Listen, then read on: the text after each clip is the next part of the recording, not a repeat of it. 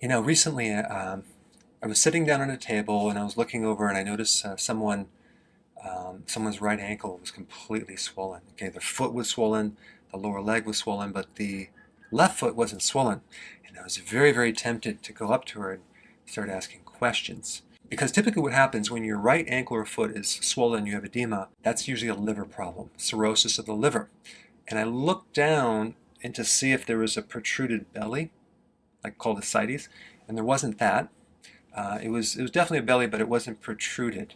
Now that's not the only way to diagnose a liver, but it was just one indication if there's advanced liver problems. But sometimes I get into trouble because I tend to want to evaluate the person and figure things out when they might not want to be evaluated. But based on where someone is holding fluid, edema-wise, you can tell a lot about what's going on in the body.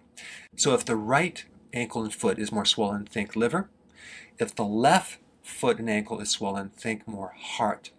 If both of the ankles and feet are swollen, think more of a blood sugar situation like diabetes. Now there's many other reasons why you might have edema. It could be you have something called chronic venous insufficiency, or you have lymphedema, or you have a kidney problem, or even you have an advanced lung problem. But the most common reasons for edema in your ankles is going to be usually in the area of blood sugar issues like diabetes or prediabetes, or you're just low in potassium and you're very high in sodium. I remember in practice, I would just simply have people either juice some greens or take some potassium, and all this fluid would just come right out the next day.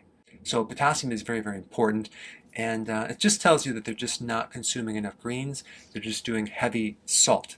And I don't actually recommend cutting down your salt. I just recommend increasing your potassium by consuming more greens, like a really large salad every single day would be great. Now, let's talk about diabetes.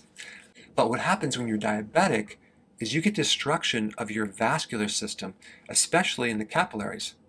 So all the blood that comes through your arteries, that comes down into the capillaries, it has to then go through this little exchange process. Then you have the lymphatic system, which handles the excess fluid and comes back around. And if your circulation is damaged from high levels of sugar, you're not going to get this exchange. It's going to back up into fluids, and you're going to just hold a lot of fluids in your feet and your ankles. And this is actually a pretty big problem, because think about what's happening to your heart. It's having to work really, really hard.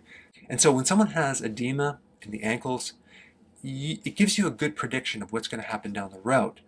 And so unfortunately, when people go to the doctor for edema, they give them a diuretic.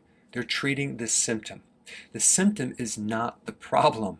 It just tells you there's a problem there. And just by getting rid of the fluid, you never change the diet. You never get the potassium in there. You don't correct the blood sugars. And unfortunately, when you suppress the symptom, you're hiding the symptom, and you're lowering the awareness that the problem is still there.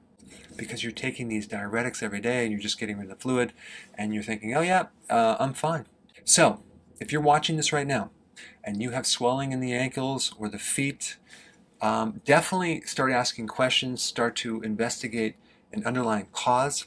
If you're on medications, definitely also find out the root of this problem and start to correct it so you don't end up down the road with a bigger problem. Hey, before you go, if you're benefiting from any of my content, I would love to hear about your success story. Please share it in the link down below.